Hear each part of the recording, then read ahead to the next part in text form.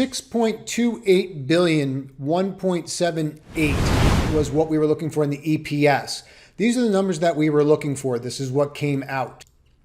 Amat beat 194 versus the 179. Sales 652 versus 628. Now, if you look at what they're doing here, you're looking at 182 to 218. Average these two together, you get $2 versus the estimate.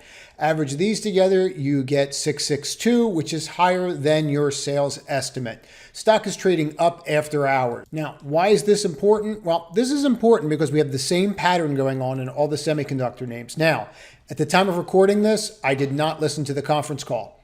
So here's what's going on. These are all setting up the same way, and I'm trying to figure out the best way to explain it. So I'm just going to show it to you this way. This highlighted area right here, we're going to get rid of everything else. And let's just focus on that for a minute. Okay, take out even the pre and post. To me, this is a cup. You have a wonky handle here. Broke down, tried to get through it, couldn't. But one constant is going on here. And let's zoom in on this so we can focus on it. And it's constant in all of them. You're flipped here, right? So all of a sudden, you have a lower low, now you have a higher low, and you keep putting them in. So you're not breaking down anymore, but you have not been going up. Everyone keeps waiting for the market to roll down again.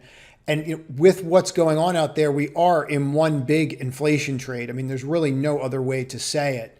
So we're going to do the indexes again at the end, so make sure you stay. But if you watch this level right here, you can see how you broke right from January straight down. But you're flipping that level. This does not turn into a V right away. This takes time. It has to build like a stage one base and go from there, maybe break out of this cup and handle and go from there. The bottom line that you should be taking away from this evening is earnings were either in line with expectations or above. They were above.